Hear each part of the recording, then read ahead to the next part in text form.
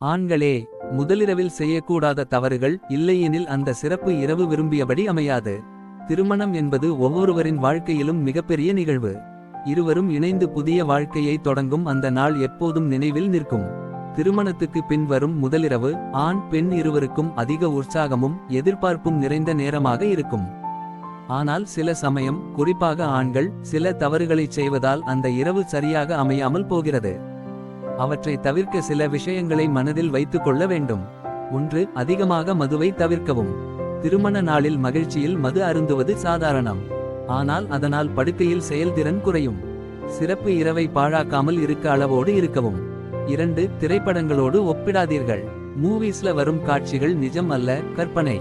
அவற்றை அடிப்படையாக வைத்து முதலிரவை கம்பேர் பண்ணினா நீங்கள் விரக்தியடைந்து போவீர்கள். உண்மையான உணர்வுகளை மதியுங்கள். 3. உங்களை மீதான அழுத்தம் வேண்டாம்.